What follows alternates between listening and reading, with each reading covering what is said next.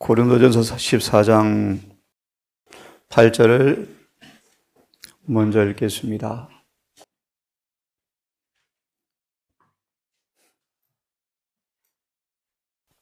오늘부터 며칠 걸쳐서 순종을 공부할 텐데요. 정말 예리하고 날카롭고 너무나 분명한, 엄숙한, 또 놀라운 하나님의 은혜를 함께 나눌 텐데, 이 말씀을 먼저 다시 읽겠습니다. 만일 나팔이 분명치 못한 소리를 내면 누가 전쟁을 예비하리요? 이사야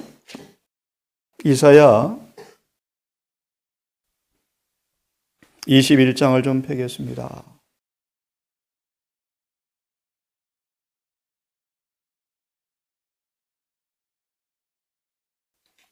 이사야 21장을 펴겠습니다. 너무 잘 아시는 11절, 12절의 말씀입니다.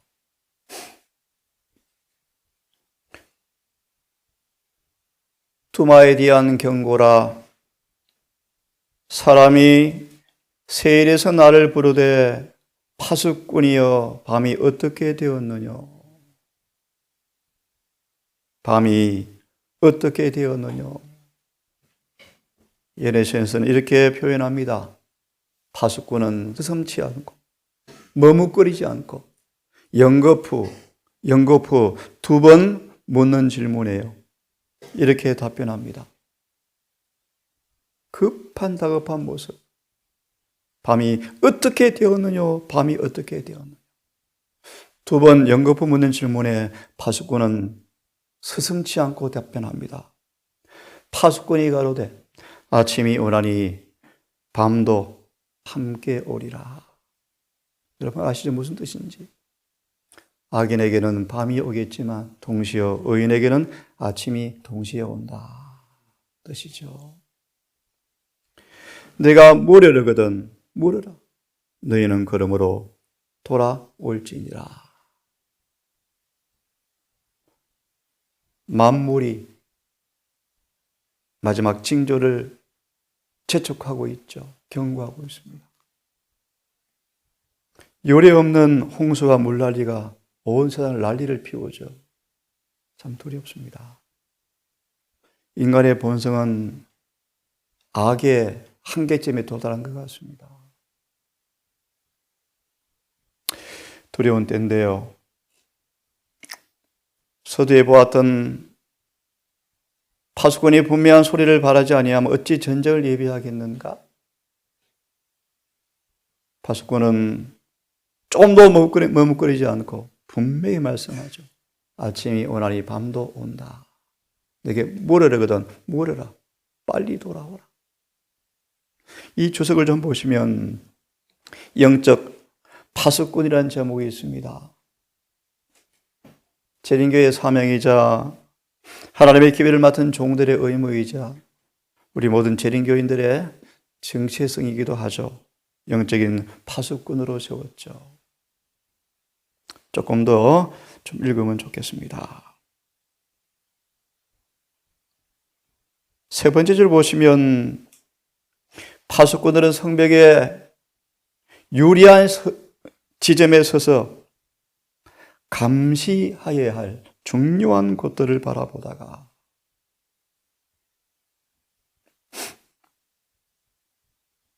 어찌 심판을 두려운 것이 아니라고 이야기하며 조사 심판을 성도들은 면제되어서 행복한 심판이라고 말하고 왜 조사 심판을 옹호하는 심판으로 말하고 있을까요?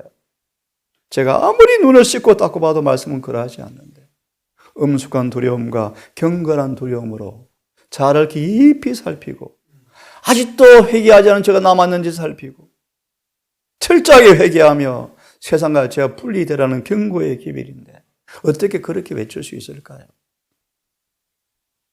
참 이해할 수 없는 신비입니다. 파수꾼들은 감시해야 할 중요한 곳들을 바라보다가 적이 접근해 오면 이를 곧 경고하였다. 이리하여 성 안에 있는 사람들의 안전은 이 파수꾼의 신실함에 달려 있더라. 해장투 마지막 장을 보시면요, 파수꾼들은 먼저 죽임을 당한다. 혹시 기억합니까? 그들은 살아있는 채 눈이 썩임을 당하고 혀가 썩을 것이다.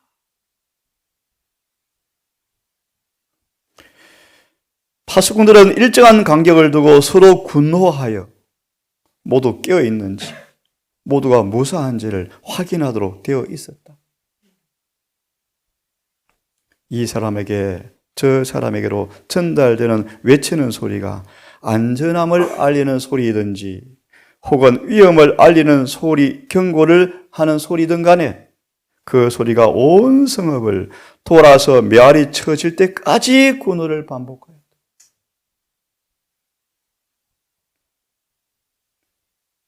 한 분당 건너뛰어서요, 선지자의 모든 말씀은 교회의 보호자로 하나님의 오묘를 맡은 청지기로 임명을 받은 자 위에 엄숙한 책임이 지워져 있음을 말해준다.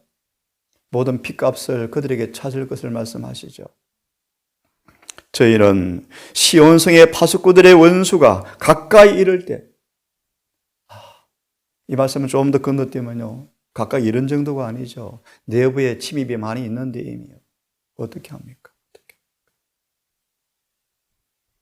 5년을 재림교회에 다녀도 예언의 중요성을 한 번도 들어본 적이 없습니다. 복음 성경을 집에 놔두고도 주석이 얼마나 중요한지를 한 번도 몰랐습니다.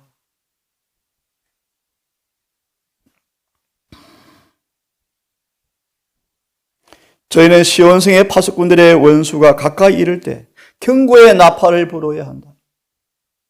어제 우리 그런 공부를 했습니다. 구속의 경륜. 에스겔 9장 4절을 현대 성경으로 먼저 읽었습니다. 정말 말로 형을 알 수 없는 가증한 짓들을 하는 성소는 재림교회를 의미한다고 딱 예언이 되어 있죠. 교회를 남은 교회를 표상한다. 교회 안에 가증한 것들을 바라보면서 울며 탄식하는 사람 이마에 십자 표시를 그려 넣으라고 읽어드렸습니다. 십자 표시가 뭔가 계시록 7장 2절 3절 읽어드렸죠. 그들의 이마에 구속의 표, 곧 십자 표시를 보았다. 한마디로 말하면 십자가를 통하여 구속이 다 이루어진 사람들 모습을 설명하죠. 그들의 죄는 사라져버렸고 십자가의 효능이죠. 죄는 사라져버렸고 얼마만큼요? 죄를 지었던 지식까지 지워져 버렸죠. 다시 말해 구속의 경륜은 단순히 죄를 용서하는 정도가 아니고요, 죄를 지었던 지식까지 없애버려요. 기억까지 새롭게 해버려요. 그들은 혼인 예복을 입고 있으며 그들은 계명을 지키고 있더라. 이것이 믿음을 행한 95페이지 구속의 모습이죠. 구속의 경륜이 뭔가? 바로 이 구속의 표를 받은 사람들을 만들어내는 게 구속의 경륜이죠.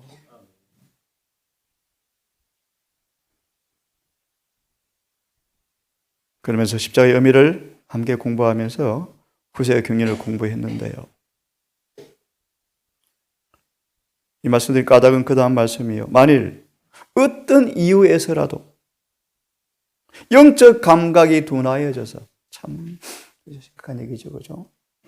위험을 분별하지 못하고 경고하지 않으므로 그 백성들이 멸망하게 되며 하나님은 파수꾼들에게서 피를 그들의 손에서 찾으실 것이다. 하나님께 가까이 거하여 성령의 감동하심에 민감하게 됨으로써 하나님께서 그들을 통해 죄인들에게 위험을 경고하시며 안전한 장소를 지시할 수 있도록 하는 것은 시온성벽 위에 있는 파수꾼들의 특권이다. 그들은 남녀들을 임박한 멸망에서 구출하기 위하여 하나님의 택함을 입어 희생의 피로 인침을 받은 이 파수꾼들을 이야기하면서요, 죄의 확실한 결과에 대해서 동료 인간들에게 신실히 경고해야 한다. 그리고요, 교회 이익을 신실히 옹호하여야 한다. 한시라도 방심해서는 안 된다. 그 일은 인간의 모든 기능을 다 발휘하지 않으면 안 되는 일이다. 그들의 목소리는 나팔 소리처럼 높여져야 하며 떨리는 불확실한 소리는 한 번이라도 내어서는 안 된다. 싹쓸이 위하여 일할 것이 아니라 일하지 않고는 견딜 수 없기 때문에 또한 복음을 전하지 아니하면 화가 그들에게 미칠 것을 깨닫고 신실히 일하는 일꾼들이 되도록 여러분 기도해 주십시오. 다시 한 말씀 더 봅니다. 에스겔 34장입니다. 두 아들에 관한 비유를 들면서 순종의 의미가 무엇이며 무엇을 의미하며 어떻게 가능하며 어떤 순종을 받아줄 것이며 영세의 조건에 부합되는 순종이 무엇인가 그런 부분을 다룰 텐데요. 에스겔 34장을 다시 펴서 고전 14장 8절에 파수꾼이 나팔 소리를 분명히 바라지 아니하며 어찌 전쟁을 예비하리요. 에스겔 34장의 말씀 보시면 전체가 그런 말씀인데요. 다 읽지 않고 주석을 바로 좀 봅시다. 읽어보시면 참고로 34장을 읽어보시면 4절에 보시면 연약한 자를 강하게 하지 아니하며 병든 자를 고치지 아니하며 상한 자를 싸매주지 아니하며 쫓긴 자를 돌아오게 아니하며 잃어버린 자를 찾지 아니하고 다만 강포로 그것들을 다스렸도다. 목자가 없으므로 그것들이 흩어지며 흩어져 모든 들짐승의 밥이 되었도다. 남방 유다의 모습이죠. 사도행 20장의 말씀이죠. 사나운 이리가 교회 안에 들어와서 파수꾼들이 좋으니까요. 우리 안으로 들어와서 양들을 잡아먹는데도 파수꾼들은 앞에 자기만 살찌고 있더라. 주석을 보시면 34장 2절의 말씀을 좀 잘 보십시오. 그런데 왜 수많은 양들은 다른 소리를 그렇게 좋아할까요? 참으로 기가 막혀요. 너무 기가 막혀요. 이렇게 가르칩니다. 조사 심판은 작은 뿌리 심판의 대상임. 기절 초풍할 일이죠. 여러분, 조사 심판의 대상이 누굽니까? 누구죠?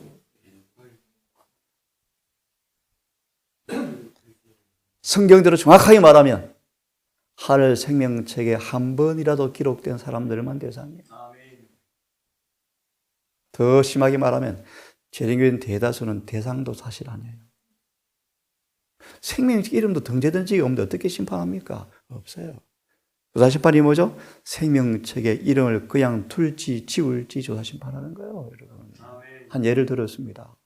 그런 의미에서 에스겔 말씀을 빌리면 대부분 재림교인들은 별로 의미가 없어요. 사실은요. 근데 그렇게 가르치는데 사람들이 어떻게 참 이해할 수가 없죠. 하나의 생명책에 기록된 사람들을 조사할진데 그런 면에서 그들에게는 한편으로 기쁜 소식이죠. 왜요? 유쾌한 날이 기다리시니까. 하지만 유쾌한 날을 기다리면서도 왜 엄숙합니까? 행여나 회개하지 못한 자가 남아있는가 두려운 것입니다. 맞죠? 도대체 이해가 안 갑니다. 정말 이해가 안 가요? 자, 봅시다. 엄숙하고 중요한 책임이 하나님의 종들에게 지어져 있다. 그들은 책임을 회피한 데 대하여 자세한 설명을 하라는 요구를 받을 것이다. 만일 그들이 하나님의 율법이 요구하는 바를 백성들에게 말하지 않는다면 말라기 3장 너무 잘 아시죠? 전도서 8장 11절 너무너무 잘 아시죠? 율법은 사상과 감정과 의도와 정서와 목적과 다 거룩을 요구해요. 얼마만큼 거룩합니까? 우리의 전부를 요구해요. 온전히 거룩을 요구해요. 부분적 순종은 간섭할 수가 없어요.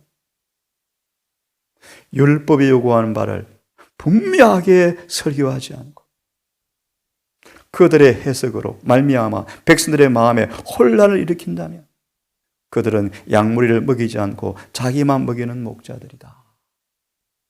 그렇죠? 그들은 여호와 율법에 무효화시킨 불충실 때문에 영혼들은 멸망한다. 참, 여러분 이해되시죠? 장로들의, 목사들의 모범은 설교보다 훨씬 가마가 커버려요. 그냥 따라 해버려요. 그죠? 1000마디의 설교보다 한 목사의 모범이 그냥 교인들은 따라 해버려요. 그게 6권의 말씀. 목사들도 그러한데 우리랴. 그래서 모세를 하나님께서 형벌을 하셨죠. 그 가마 때문에, 모세의 가마력 때문에 백성들이 변명 핑계에서 다 죽을까 봐 회개한 모세지만, 모세야 너 내 친구잖아. 친구를 위해서 목숨 한번 내어줘라. 저 무지몽매하고 완악하고 파림치하고 배은망덕하고 언제나 핑계거리 쫓아 좋아하는 저 백성들이 너를 그냥 두면 또 죽을까 쏘을까 염려스럽다. 모세 한번 죽어주자. 그 소리예요, 그 소리. 다시 보세요. 율법을 무효화시킨 불충실 때문에 영혼들을 멸망한다. 그러나 그렇다고 해서, 잘 들으십시오. 그렇다고 해서 하나님의 말씀을 제쳐놓고 인간의 궤변에 귀를 기울이는 사람들도 결코 용서하지 않으실 것이다. 하나님의 율법은 하나님의 품성의 사본이다. 그리고 그의 말씀은 예하고 아니라 함이 아니라 얼마든지 예요 아멘이다. 마태복음 21장 본문을 읽고 내일부터 순종이 어떤 의미인지, 재림교회 순종이 사라져버린 지 오래되었죠. 내일부터 정확한 순종을 강의할 것입니다. 그것이 영생의 조건이에요. 마태복음 21장 읽고 내일부터 설명해 드리겠습니다. 펴셨죠? 너무너무 잘 하시는 말씀인데요. 23절부터 논쟁을 한 다음 예수님께서 이렇게 28절 이 32절까지만 읽고 정언의 한 말씀만 보고 마칩니다. 어떤 권세로 설교하나? 예수님한테 너 목사 자격증이 있니? 너 신학교 나왔어? 라고 논쟁하죠. 논쟁. 예수님이 기가 막힌 분이세요. 이 논쟁에 너무 지혜롭게 답변하시면서 그들의 침묵시켜버리죠. 그러냐? 침례 요한에 대해서 질문하자 그들이 할 말이 없죠. 예수님의 지혜. 자, 일단 28절을 봅니다. 너희 생각은 어떠하뇨? 한 사람이 두 아들이 있는데, 두 아들은 뭘 의미하죠? 맏아들에게 가서, 맏아들은 누구죠? 바로 이 논쟁을 끌어들인 당사자들이 맏아들이요. 맏아들에게 가서 포도원에 가서 일하라. 대답하되 아버지 물론 가지요. 가겠습니다. 쉽게 말합니다. 말만 해놓고 행동에 안 옮기는 사람. 입으로 믿노라 하지만 실천하지 않는 사람. 자식 이익에 부합될 때는 실천하고 이익에 부합되지 않을 때는 실천하지 않는 사람. 둘째 아들에게 가서 또 이같이 말하되, 미리 말하면 세리와 창기들, 죄인들, 드러내놓고 죄를 지었던 사람들, 복음을 아예 안 받아들이고 순종하지 않았던 사람들, 실소이다 하더니 그 후에 뉘우치고 갔다. 너무 단순한 진리죠? 결론 31절. 그 둘 중에 누가 아비의 뜻대로 하였느냐? 가로되 답은 너무 잘합니다. 둘째 아들입니다. 예수께서 저에게 이르시되 내가 진실로 너희에게 이르노니 세리들과 창기들이 너희보다 먼저 하나님의 나라에 들어가리라. 정언 하나 보고 마칩시다. 우리 잘 아시는 마태복음 우리 펴서 26장을 펴서 짧게 마무리하고 마칩니다. 26장 36절로 46절의 말씀인데요. 36절로 46절의 말씀인데요. 그와 포함되지 않지만 37절, 8절을 읽고 주석을 간략하게 읽고 기도합시다. 겟세마네 기도를 하시게 된 배경을 말씀을 좀 드립니다. 3738. 예수께서 고민하고 슬퍼하시더라. 38절. 내 마음이 심히 고민하여 죽게 되었다. 이 장면을 26장 36, 46절에 주석에 이런 제목이 있습니다. 에덴 동산과 겟세마네라는 제목을 빨리 읽고 마칩니다. 그렇죠? 이렇게 말합니다. 불순종의 에덴 동산과 순종의 동산 겟세마네가 우리 앞에 있다. 우리 모두에게 예내신에서는 겟세마네가 다가오고 있다. 무슨 말이요? 순종할 것인지 안 할 것인지 겟세마네가 다가오고 있다. 에덴 동산에 생했던 아담과 하와의 불순종이 얼마나 값이 비싼 장난이었는가. 예, 엄청난 값이 비쌌죠.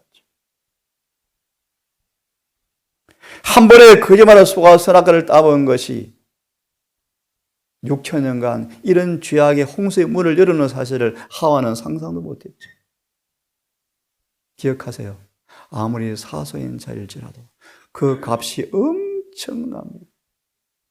예수의 죽으심이 없이는 용서가 없는 죄입니다.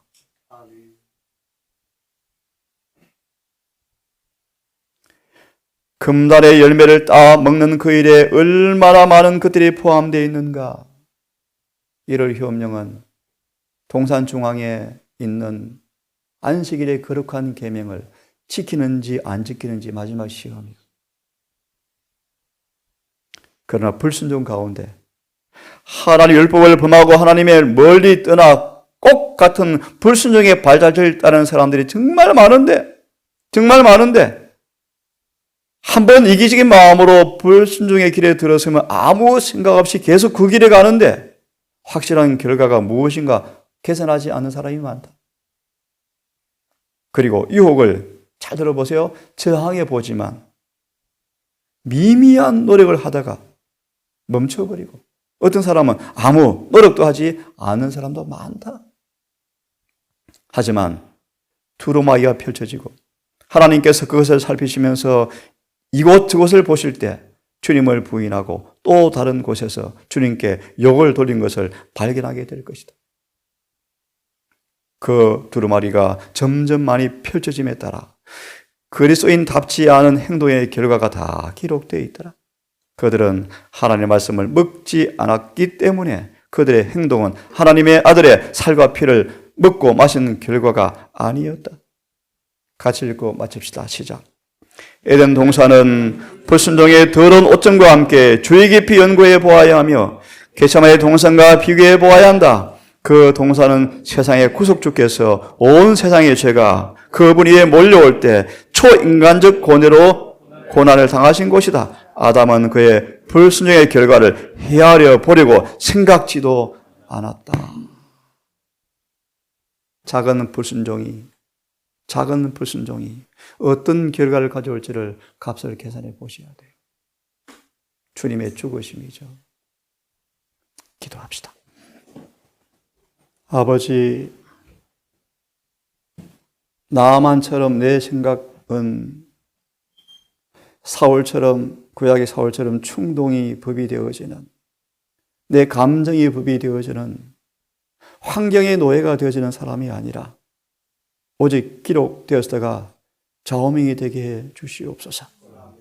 매사에 하나님 말씀으로 사는 것이 아니고 하나님 입에서 나오는 모든 말씀으로 사는 자가 되게 해 주시옵소서.